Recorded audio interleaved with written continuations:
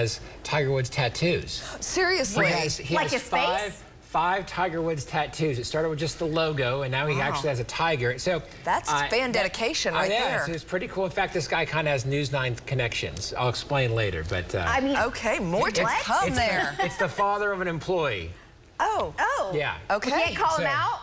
It's Dottie Small's dad. Okay, there we go. Yeah, We're gonna have to do a story. You did a story on him, Well, right? we're trying to do a story with him, but he can't make it to the tournament this week. But yeah, anyway. Five Tiger Woods tattoos. Tiger moves the needle, though. People are passionate about it. That is very true. You know? And grown men are getting their first tattoo of Tiger Woods.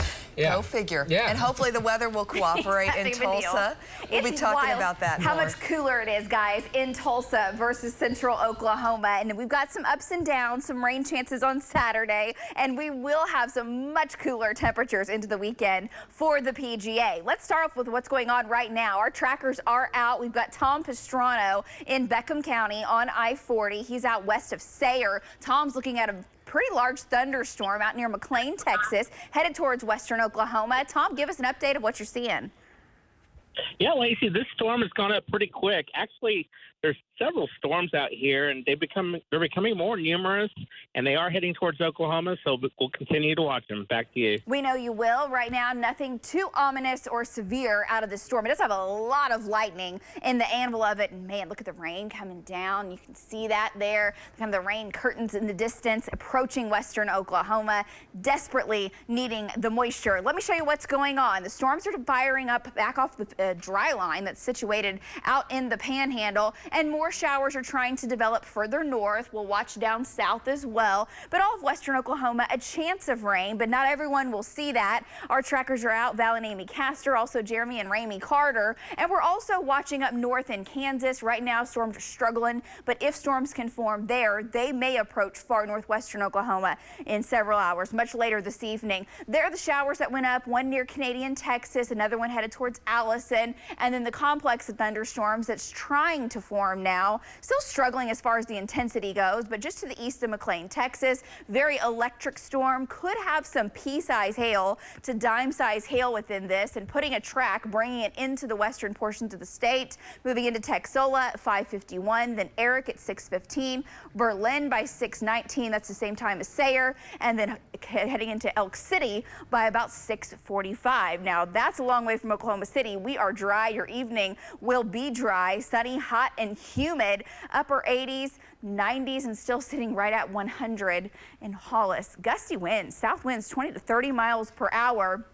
Future Next Gen showing those showers going up, those thunderstorms. There is a risk that these become severe. Not expecting every one of them to be severe, but some of them will pulse up. They've got a lot of things working against them today and reasons why they're struggling, which, hey, struggling in May, we'll just take the rain, right? By 10 o'clock, there is a chance of showers up and down Highway 81, and then that starts to fizzle into the overnight. There's that complex of storms up in Kansas. So rain chances running at about 20% in Oklahoma City, and that's 10 p.m. to about midnight.